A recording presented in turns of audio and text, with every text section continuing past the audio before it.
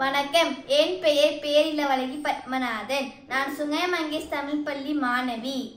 இப்போது நான் உங்களுக்கு ஒரு வித்தியாசமான கதை கூற விரும்புகிறேன். இது ஒரு சாதாரண கதை அல்ல.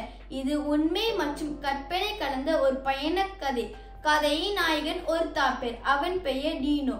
மலேசியாவில் அடர்ந்த பசுமையான காடுகளில் டீனோ என்ற தாப்பேர் வாழ்ந்து வந்தது.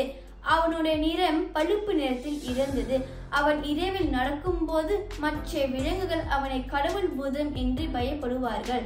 ஆனால் டீனோ மிகவும் அமைதியானவனும் நல்ல உள்ளத்தையும் கொண்டவனும் தான். அவன் இரவில் தான் உணவு தேட செல்வதால் நாங்கள் அவனை இரவில் நாயகன் என்று அழைத்தோம். அவன் பிடிக்கும் உணவுகள் என்ன தெரியுமா? இலைகள், பழங்கள், கிழங்குகள். இவைதான் அவனுக்கு சாப்பாடு. அவன் மூக்கு நீளமாக பாம்பு மாதிரி சுழலும். அதை கொண்டு அவன் பழங்களை எடுப்பான். மனங்களை அடையாளம் காண்பான்.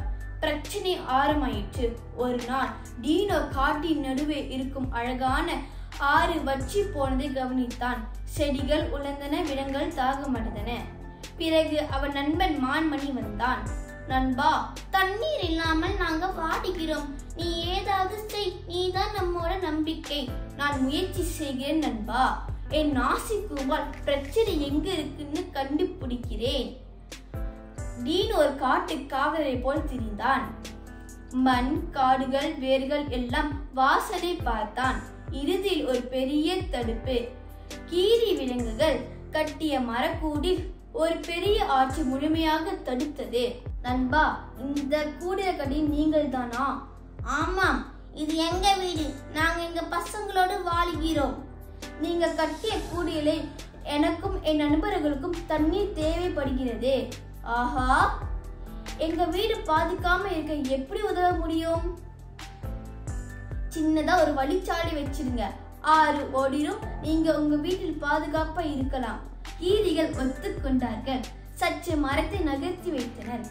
வந்தது அந்த அற்புத தருணம். தண்ணீர் மீண்டும் ஓட தொடங்கியது. வெண்முகில் மழை சொட்டியது. விலங்குகள் ஆடின. பறவைகள் பாடின. முழு காட்சி புனிதமாயிற்று. அன்று முதல் டீனோ ஒரு வெறும் தாப்பேர் அல்ல. அவன் காட்டின் காவலர், த குவார்டியன் ஆஃப் த கிரீன் என்று அழைத்தனர். இந்த கதையை தெரிந்து கொள்ளக்கூடிய உண்மை, தாப்பேர் ஒரு அற்புதமான விலங்கு. இது விதைகளை பரப்பி பசுமையை பராமரிக்க உதவுகிறது.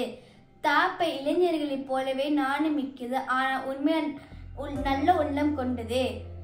தாப்பேர் போன்ற விலங்குகளை நாம் பாதுகாக்க வேண்டும். ஏனெனில் அவை இயற்கை முக்கிய சக்கரங்களாகும். நன்றி. தாப்பேரை பார்ப்போம், பசுமை பாதுகாப்போம்.